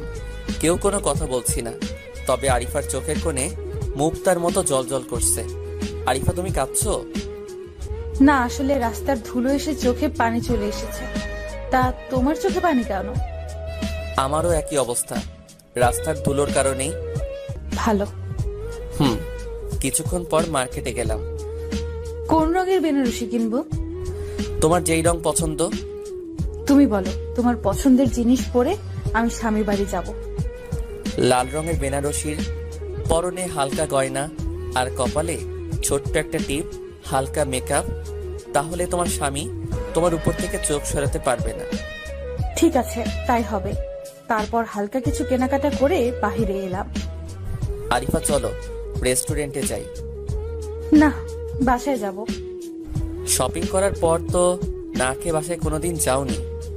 জীবনে অনেক কিছুই প্রথমবার হয়, নিজের অভ্যাসগুলো পরিবর্তন করতে চেষ্টা করছি। ঠিক আছে তাহলে চলো, তোমাকে বাসায় পৌঁছে দেই। চলো। তারপর আরিফার সাথে ওদের বাসায় গেলাম। আরিফার মা বলল, পারভেজ বসো, আমি নাস্তা নিয়ে আসি। না আন্টি, আমার খিদে নেই। তা হয় না, তোমাকে খেতেই হবে। আন্টি নাস্তা আনলো, কিন্তু আমি মুখে নিয়ে বসে আছি। কিছুক্ষণ পর আন্টি বলল, পারভেজ তুমি খাচ্ছ না কেন? আন্টি আমার ভিতরে নিতে পারছি না। পানি খাও, তাহলে ঠিক হয়ে যাবে। আন্টি আমি আসি, আমার মাথাটা একটু ব্যথা করছে। এরপর আর কারো কোনো কথা শুনলাম না, সোজা বের হয়ে এলাম। বিষয়টা আরিফা লক্ষ্য করেছে। বাসায় এসে দরজা বন্ধ করে বাথরুমে গিয়ে 1 ঘন্টা দাঁড়িয়ে আছি। শাওয়ারের পানির সাথে চোখের জল মিশে পড়ছে। একটু পাগলামি করার কারণে আজকে এই অবস্থা। সন্ধ্যায় বাসা থেকে বের হয়ে নদীর পাড়ে বসে আছি। এমন সময় তানিশা ফোন করলো। কিছু বলবি? হ্যাঁ শোন, এমন কোনো কাজ করিস না, তার জন্য মা বাবা আর আমাকে আরিফার পরিবারের কাছে অপমান হতে হয়। না, তুই নিশ্চিন্তে থাক, এমন কিছু করব না। সবকিছুর সময় থাকে, সময় পার হয়ে গেলে আর তার কোনো মূল্য থাকে না। যেমন? মনে কর ওষুধ একটা জিনিস, তার যতদিন মূল্য থাকে ততদিন পর্যন্ত তাকে প্রয়োজন হয়। মেয়াদ উত্তীর্ণ হলে তা বিষ হয়ে যায়। ঠিক তেমনই তোর ভালোবাসার অবস্থা। তাই বলছি, আবেগের বশে কোনো সিদ্ধান্ত নিবি না। আমাদের পরিবারের সম্মান নষ্ট করিস না। এত ঝাড়ি মারিস না তো, আমি এত ছোট নই। আর ফোন রাখ, কাটা গায়ে লবণের ছিটা দিবি না। ফোন রাখ। আমার কথাটা মাথায় রাখিস। এরপর ফোন কেটে দিল। কোনো বন্ধুকে কাছে আনতে পারছি না। একদিকে ভালোবাসা, অন্যদিকে পরিবারের সম্মান। না, আর কিছু ভাবতে পারছি না। রাতের বেলা বাসায় গিয়ে বিছানায় কতক্ষণ ছটফট করে বুঝতে পারলাম ঘুম আমার কাছ থেকে ছুটি নিয়েছে। চোখে ঘুম নাই, সবাই অভিমান করেছে। শুধু ঘুমটা ছিল, সেও অভিমান করেছে। ছাদে গিয়ে বসে আছি, কোনো কাজ হলো না। তাই বাসা থেকে বের হয়ে দোকানে গিয়ে 2 প্যাকেট সিগারেট কিনলাম। তারপর ছাদে গিয়ে বসে বসে একটার পর একটা সিগারেট ধরিয়ে টানছি। সিগারেটের বিষাক্ত ধোঁয়ায় আমার লাল রঙের হার্টে লাগছে। এইভাবে কেটে গেল অনেক সময়। দূর থেকে ভেসে আসছে ফজরের আজান। তারপর নিচে চলে এলাম। আর মাত্র 6টা দিন বাকি আছে। তারপর আর ফিরে আসবে না আরিফা নামক মেয়েটা। রুমে এসে গোসল করে বসে আছি। অনেক ক্ষুধা লাগছে, কিন্তু পেটে তো কোনো কিছু যাচ্ছে না, ভিতরে নিতে পারছি না। এখন বুঝতে পারছি না পাওয়ার কষ্ট কাকে বলে। সকাল 10টায় আরিফার কল আসলো। পারভেজ, আজকে আনিস ভাই আমাদের বাসায় আসবে। বাবা মা বলেছে আমাকে এয়ারপোর্ট থেকে রিসিভ করতে। তুমি কি আমার সাথে যেতে পারবে? আমার না একা যেতে ভয় লাগছে। আনিস আবার কে? আর ভয় লাগার কি আছে? আনিস ভাইয়ের সাথে আমার বিয়ে ঠিক করা হয়েছে। আর তুমি আমার সাথে গেলে কি তোমার কোনো সমস্যা আছে? ঠিক আছে, আমি আসছি। একটু তাড়াতাড়ি আসো। ঠিক আছে, আসছি। মেয়েটা ইচ্ছে করেই আমাকে বারবার ডাকছে। আরিফা জানে এসব দেখে আমার কষ্ট হচ্ছে, তারপরও কেন আমাকে ডাকে, আমাকে কষ্ট দেওয়ার জন্য। তারপর আরিফার বাসায় গেলাম। একটু পর আরিফা আসলো। চলো, কিছুক্ষণের মধ্যে আনিস ভাই আসবে, এখন চলো। চলো। তারপর ওদের বাসা দেখে গাড়ি নিয়ে এয়ারপোর্টের দিকে রওনা দিলাম। গাড়ি চালানোর দায়িত্ব দিল আমার উপর। আরিফা আপু, একটা কথা বলি। এতদিন পর তুমি আমাকে আপু ডাকছো কেন? সেটা আমার ভুল ছিল। তুমি আমাকে নাম ধরেই ডাকবে, তাতে আমার কাছে ভালো লাগে। আর কি বলবে বলো? আমি তোমাকে আপু বলেই ডাকবো। আর শোনো, এরপর থেকে আমাকে আর ডাকবে না। আমি কবুল বলার আগ পর্যন্ত তুমি আমার সাথে থাকবে, তারপর যেখানে যেতে মন চায় সেখানে যাবে। আপু আমার কাছে ভালো লাগে না। তুমি আমাকে বন্ধু ভাবো, তাহলেই আর খারাপ লাগবে না। আমার সাথে তর্ক করবে না। কেন, কষ্ট হয়? ভয় পাও? না, তুমি বলেছো তাই এখন আর তোমাকে ভালোবাসি না। তাহলে সমস্যা কোথায়? আমার কাছে ভালো লাগে না, তাই বলছি। সত্যি কথা বলতে আমার কোনো ছেলে বন্ধু নেই, তাই বাধ্য হয়ে তোমার সাহায্য নিতে হচ্ছে। কিছুক্ষণ পর তো তোমার জীবন চলার বন্ধুকে পেয়ে যাবে, তো আর নতুন করে বন্ধুর কোনো প্রয়োজন হবে না। আমি বিয়ের আগ পর্যন্ত তোমাকে পাশে চাই। কথা বলতে বলতে এয়ারপোর্টে চলে গেলাম। কিছুক্ষণ পর একটা ছেলে আসলো। আনিস ভাই কেমন আছেন? ভালো, তুমি কেমন আছো? অনেক ভালো আছি। দাঁড়াও, আমার সাথে আমার ছোট বোন এসেছে, একটু অপেক্ষা করো, তারপর যাব। আনিস ভাই, ও পারভেজ। হাই, হ্যালো, কেমন আছেন? অনেক ভালো আছি। মন চাইছে খুশির চোটে বিয়ার খাই। আরে ভাই, আপনি তো আমার মনের কথা বলে দিছেন। তবে আমি বিয়ার খাই না, মদ খাই। নিয়মিত চলে, তবে রাতের বেলা। আমার মুখের দিকে তাকিয়ে আছে।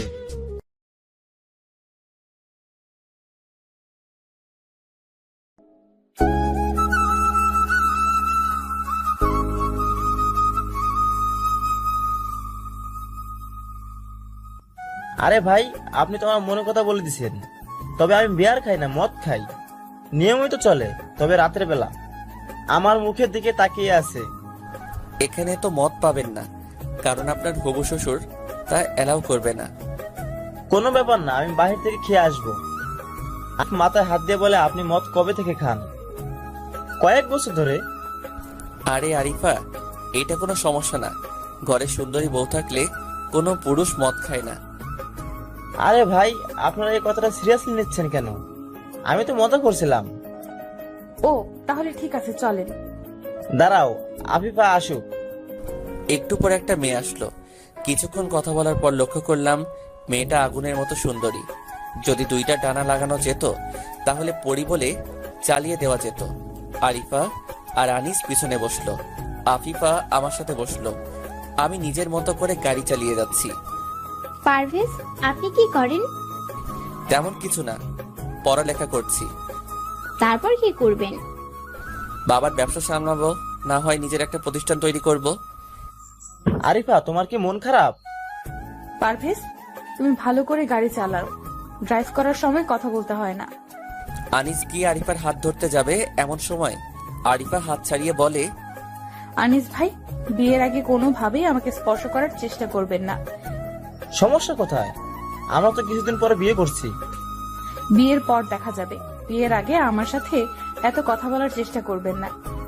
তুমি কি বিয়েটা পরিবারের চাপে করছো? আমি এখনই বিয়ে করার চিন্তা করিনি। আমি চেয়েছিলাম পড়ালেখা শেষ করে নিজের পায়ে দাঁড়াতে। আরিফা, আমার কি টাকার অভাব? না, তোমার যদি কিছু করার ইচ্ছে থাকে তাহলে তুমি আমার অফিস দেখাশোনা করতে পারো। দুজন মিলে আমাদের অফিস দেখবো। আর বিয়ের পরে এমনিতে তোমার বাবার সবকিছু আমাকে দেখাশোনা করতে হবে। আপনি একটু চুপ করবেন দয়া করে? ঠিক আছে, একদম চুপ করলাম। এমন সময় আফিফা আমার হাত ধরতে চাইছে। বারে বারে বিষয়টা আরিফা খেয়াল করছে। পারভেজ, গাড়ি থামাও। কেন? আমি বলছি গাড়ি থামাতে। তারপর গাড়ি থামালাম। আফিফা, তুমি পিছনে এসে তোমার ভাইয়ের সাথে বসো। আরিফা আপু, তুমি পিছনে বসো প্লিজ, আমি এইখানে বসি। পারভেজ, তুমি পিছনে আসো, আমি গাড়ি ড্রাইভ করি। আপু, তুমি এমন করছো কেন? একদম চুপ, তুমি পিছনে আসো। তারপর আরিফা আমার সাথে বসলো আর আফিফা ওর ভাইয়ের সাথে। এতক্ষণে ঘটনা দেখে বেচারা আনিস ভাইয়ের মুখের সব হাসি উদাও হয়ে গেছে। তারপর বাসায় নামিয়ে দিয়ে আমি চলে আসি। নিজেকে অনেক হালকা লাগছে। এখন আরিফার সাথে থাকলে অনেক ভালো লাগে। তারপর বাসার দিকে রওনা দিলাম। বাসায় এসে বসে আছি। না, নিজেকে যেভাবেই হোক সামলিয়ে নিতে হবে। বিকেলে একা একা বসে আছি, এমন সময় সাইদ আসলো। কিরে, একা একা বসে আছিস কেন? তো কাকে নিয়ে বসে থাকবো? এখনই হেরে গেলি?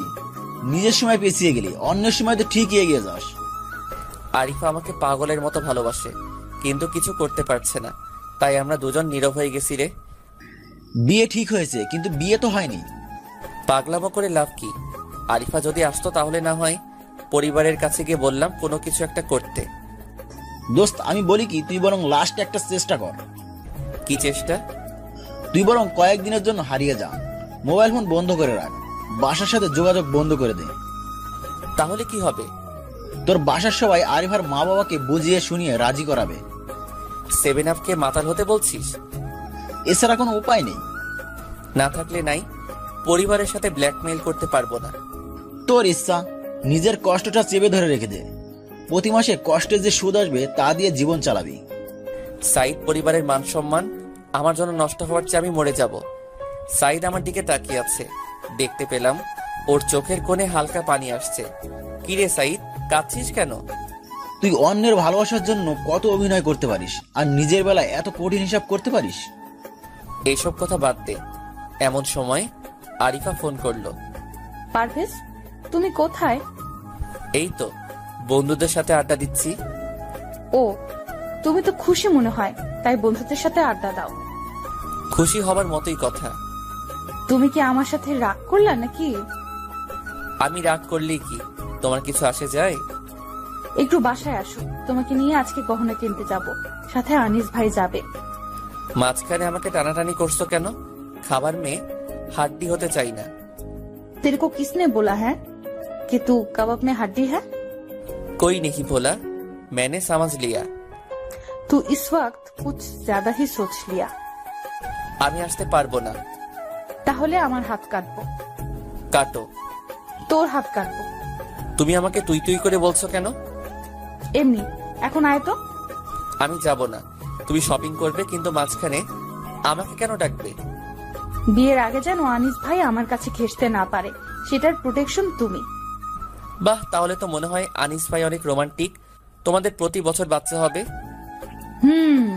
আমি প্রতি বছর বাচ্চা নিয়ে বাচ্চার ফার্ম দিব, না হয় ফিশারি দিব। দিও। অনেক হয়েছে, এবার আসো তো। তোমার বারান্দায় আসো, দেখো আমি চলে আসছি। ভেতরে আসো। ভিতরে গিয়ে বসলাম। একটু পর আফিফা আসলো। হাই পারভেজ, কেমন আছো? ভালো, তুমি কেমন আছো? এমন সময় আরিফা নিচে আসলো। পারভেজ, তোমার মোবাইল নাম্বারটা দিবে? কেন? কথা বলবো। নাম্বার দিলাম। আরিফা আমাদের দিকে চেয়ে আছে। পারভেজ, চলো শপিং এ যাব। আমারও কিছু কেনাকাটা করতে হবে। আমরা তো গহনার দোকানে যাব। আমারও তো গহনা দরকার। তুমি পরে গিয়ে কিনবে। ভাইয়া তোমাদের সাথে যাবে না, আরিফা একটু রেগে গিয়েছে। তোর ভাই নিচে দাঁড়িয়ে সিগারেট খাচ্ছে। তুমি তো যাবা ভাইয়ার সাথে, পারভেজ এর সাথে গেলে তোমার সমস্যা কোথায়? ঠিক আছে, চলো। আমি মনে মনে বলি, পাইছি, আর কোনো চিন্তা নাই। আরিফাকে দুর্বল করার জায়গা। আফিফা হবে আমার তুরুপের তাস। আফিফা আর আমি আবারও গাড়ির সামনে বসলাম। আনিস আর আরিফা আবারও পিছনে। পারভেজ ভাই রোমান্টিক একটা গান ছাড়েন। তুমি তোমার ফোন থেকে বাজাও, ব্লুটুথ চালু করে দিলাম। আফিফা গান ছাড়লো। তুমি আমায় এত ভালোবাসো, সে কথা আগে তো বুঝিনি। তুমি আমার কাছে কেন আসো, আমি তার মানে তো খুঁজিনি। পারভেজ, তুমি দেখতে অনেক সুন্দর। তুমিও দেখতে অনেক সুন্দর, মনে হচ্ছে কোনো পরী। আফিফা একটু লজ্জা পেল। তা পড়ি যখন, তখন ডানা লাগিয়ে দাও। আমার স্বপ্নের পরী আরো বেশি সুন্দর, কিন্তু আমার স্বপ্নগুলো মনে হয় স্বপ্নই থেকে যাবে। পারভেজ, তোমার গার্লফ্রেন্ড আছে? আমার গার্লফ্রেন্ড আছে, তবে তাকে আটকানোর উপায় আমার জানা নেই। দেখেন পারভেজ ভাই, আমি কোটিপতি বাবার মেয়ে, আমি মনের কথা চেপে রাখতে পারি না। আপনি যদি রাজি থাকেন তাহলে ভাইয়ার বিয়ের পর আমি আপনাকে আমার বাবার সাথে দেখা করাতে চাই। আমি আপনাকে ভালোবেসে ফেলেছি, আর আপনার বিষয়ে আমি ভাইয়ার সাথে কথা বলেছি। কিরে ভাইয়া, তোর সাথে কথা বলিনি? হ্যাঁ পারভেজ, তোমাকে দেখে আমার অনেক পছন্দ হয়েছে, আর দেখলাম আরিফাও তোমার ফ্রেন্ড, তাই আমি আর আপত্তি রাখিনি। আমি একদম চুপ করে আছি। এই, তোমরা চুপ করবা প্লিজ। আনিস ভাই, গাড়িটা আপনি চালান, আমি পিছনে বসি। তোমার কি কোনো সমস্যা হচ্ছে? হ্যাঁ, একটু মাথাটা ধরেছে। কখন থেকে তোমার মাথা ব্যথা করছে? এই তো কিছুক্ষণ। তারপর পিছনে গিয়ে বসলাম। তোমার মাথা টিপে দেই? দরকার নেই। এরপর দেখলাম আমরা শপিং মলে এসে গেছি। তোমরা ভিতরে যাও, আমি গাড়িতেই থাকি। তুমি আমার সাথে চলো। না, তুমি যাও। আমার কথার কোনো মূল্য নাই তোমার কাছে। ঠিক আছে, চলো। এরপর ভিতরে গেলাম। আরিফা, আমি পছন্দ করে দেই, তুমি নাও। হয়েছে ভাই, আপনি পছন্দ করে দিলে কাজ শেষ। আমি আর পারভেজ মিলে পছন্দ করি, আপনি আপনার বোনের জন্য কিনেন। আমার কোনো মূল্য নাই তোমার কাছে, তাহলে আমাকে কেন বিয়ে করছো? বিয়ের আগ পর্যন্ত আমি কি খাবো, কোথায় যাব, তা একান্তই আমার ব্যক্তিগত ব্যাপার। আমার ব্যক্তিগত বিষয় নিয়ে মাথা ঘামানোর প্রয়োজন নেই। আরে বাবু, তোমাকে শুরু থেকেই দেখছি তুমি আমাদের সাথে অদ্ভুত আচরণ করছো। তোমার সমস্যা কি? তোমার যদি আমাকে বিয়ে করতে কোনো আপত্তি থাকে তাহলে বলতে পারো। শুনুন আমি কিভাবে চলি, কিভাবে চলতে আমার ভালো লাগে তা আমিই ঠিক করব। এখানে ঝগড়া করার কি আছে? আনিস ভাই, আপনি আরিফার জন্য আলাদাভাবে গহনা কিনেন, বিয়ের পর তা উপহার দিবেন। একদম ঠিক বলছেন পারভেজ, এই জন্য আপনাকে প্রথম দেখাতেই ভালোবেসে ফেলেছি। আফিফা, তোমাকে একটা মাইক এনে দে। তুমি তা পুরো শহরের মানুষকে বলো যে তুমি পারভেজকে ভালোবাসো। কথা বন্ধ করো, এখন চলো, যার যার পছন্দ মতো কিনো। এমন সময় আনিসের একটা ফোন এলো। ফোন আসার সাথে সাথে আমাদের থেকে সাইডে চলে গেল আর বলল এখনই সে চলে যাবে, ইমার্জেন্সি কাজ পড়েছে। তা আপনার কি কাজ পড়েছে? একটা গুরুত্বপূর্ণ কাজ। আফিফা কথাটা ঘোরানোর চেষ্টা করে বলল হয়তো ব্যবসার জন্য। হ্যাঁ হ্যাঁ, আমাকে এখনই যেতে হবে। ঠিক আছে আসেন, কিন্তু চলেন একটা সেলফি তুলি। সেলফি তুলে ফেসবুকে আপলোড দিলাম। সাইদকে ফোন দিয়ে বললাম তুই আরিফার বাসার সামনে যা আর আনিসকে ফলো কর। গহনা কিনে আমরা রেস্টুরেন্টে খাওয়া দাওয়া করছি। আমি আরিফাকে চোখ টিপ দিয়ে বললাম আমাকে বিরক্ত করো না, আমি আফিফার সাথে কথা বলি। আরিফা মুচকি হাসি দিয়ে বলল কোনো সমস্যা নাই। আমি আফিফার হাত ধরে বললাম আফিফা, আমি তোমাকে ভালোবেসে ফেলেছি। আই লাভ ইউ জানেমান। তোমাকে না পেলে বলো আমাকে, না পেলে কি করবে? তোমাকে না পেলে আমি 7 আপ খেয়ে আত্মহত্যা করব, না হয় হোমিওপ্যাথি ওষুধ খেয়ে শহীদ হয়ে যাব। তুমি সত্যি আমাকে এত ভালোবাসো? তুমি কি তোমার ওই রূপ কখনো আয়নায় দেখোনি? তোমার মুখের এই হাসি যেন আকাশের চাঁদ। কে বলে তুমি নিভে যাও, আমি আলো ছড়াই। তোমার এই চুল মনে হয় পাহাড়ের বুকে ঝর্ণার জল। আফিফা একটু মুচকে এসে বলল যাও, তুমি বাড়িয়ে বাড়িয়ে বলছো। তোমার জন্য লিখবো আমি হাজার হাজার কবিতা, কুচু লিখবো। তোমার বুকে মাথা পেতে কাটিয়ে দিব দিনের বেলা। মিলল না তো বলো রাতের বেলা। না পাগলি, রাতের বেলা তোমার রূপ দেখে দেখে কাটিয়ে দিব। তাহলে আমাকে প্রপোজ করো। আরিফা তুমি একটু বাহিরে যাও। আরিফা বাহিরে গেল। আমি আফিফার হাত ধরে হাতে একটা চুমু দিয়ে বললাম আই লাভ ইউ আফিফা, আমি তোমাকে ভালোবাসি ভালোবাসি ভালোবাসি ভালোবাসি। আমিও তোমাকে ভালোবাসি। আচ্ছা একটা লিপ কিস দাও এখন। এখানে সম্ভব না পাগলি। না, এখনই দিতে হবে। টুপুস করে একটা লিপ কিস দিয়ে বললাম এবার হয়েছে পাগলি? আমি তোমাকে জীবনের চেয়েও বেশি ভালোবাসি। জীবনটা তোমার কাছে রেখে দাও, ভালোবাসাটা আমাকে দিয়ে দাও। আর আজকে রাতে তুমি একটু বাহিরে আসবে, তোমার সাথে আমার কিছু কথা আছে। ঠিক আছে আসবো, তবে দুষ্টুমি করবে না কিন্তু। বিয়ের আগে এইসব আমি পছন্দ করি না। তুমি তা বলো, আমি রাজি। এখনই বিয়ে করি চলো। না, আনুষ্ঠানিকভাবে বিয়ে করব। অবশ্য বিয়ের আগে তুমি হালকা বোনাস পাবে। ঠিক আছে, তুমি আমাকে ভালোবাসো না তা পরিষ্কার করে বললেই পারতে, এত ঘুরিয়ে ফিরিয়ে বলার কি আছে? রাগ করো না, আরিফা আপু যদি জানতে পারে তাহলে তোমার সাথে রাগ করবে। আরিফা আগে থেকেই এমন, নিজেও প্রেম করবে না, আমাকেও করতে দিবে না। বলো তো আফিফা, আমার এই কচি শশার মতো জীবন এইভাবে যায়? আজ প্রথম তোমাকে কিস করলাম, আজকে তুমি আমার জীবনকে ধন্য করে দিলে। এমন সময় আরিফা চলে আসলো। কিছুটা আমার উপর রেগে আছে তা বুঝতে পারলাম। ওদেরকে বাসায় পৌঁছে দিয়ে বিদায় নিয়ে বাসার দিকে রওনা দিব।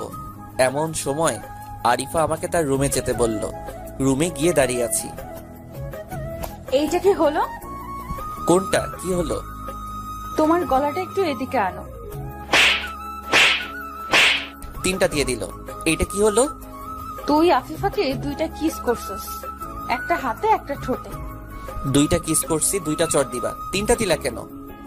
আর একটা অগ্রিম দিয়ে দিলাম। আবার যদি কিস করিস তাহলে তোর ঠোঁট আমি ছিঁড়ে ফেলবো। তাই বুঝি? আমি জোর করে আরিফাকে কিস দিলাম 5 মিনিট, তারপর জোর করে ছাড়িয়ে দিল। ওইটা কি করলি? আমাকে মেরে ফেলবি তুই? এতক্ষণ কি কেউ কিস করে? বেঁচে গেছো তুমি।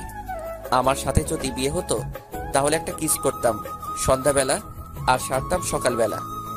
লুচ্চা কোনখানে? তুই সত্যি কোডি লুচ্চা। আরেকটা দিব? না আর না, এখন বলো আফিফার সাথে এমন করার কারণ কি? তোমার হবু বরের গার্লফ্রেন্ড আছে, না হয় বউ আছে, দুইটার থেকে একটা। তুমি কেমন করে বুঝলা? যখন মোবাইল আসছিল তখন নাম্বার সেভ করা ছিল জানু বলে। তারপর দেখলাম আনিস ভাইয়ের চলে যাওয়ার কথাটা আফিফা অন্যদিকে কাটিয়ে দিতে চাইলো। এই বিষয়ে আফিফা সবচেয়ে ভালো জানে, ওর কাছ থেকে কথা বের করতে হবে, তাই এত নাটক করতে হচ্ছে। আর তুমি আমাকে মারলে। সরি, দাও তোমার গালে চুমো দেই। তোমার নানিকে চুমা দেওয়া? আমি গেলাম, আমার অনেক কাজ আছে। এই তুমি এত খারাপ কেন? অনেক কাজ আছে, রাতে কথা হবে, এখন চলি। তারপর আফিফার সাথে দেখা করে চলে আসি। বাসায় এসে একটা ঘুম দিলাম, মাথায় কোনো চিন্তা নাই। আরিফাকে যদি আপোষে না পাই তাহলে ৯-৬ বুঝ দিয়ে বিয়েটা আটকাবই। আর আছে 5 দিন। রাতের 12টার দিকে আফিফার ফোনে ঘুম ভাঙলো। হাই জানু, আমার বাবুটা কি করো?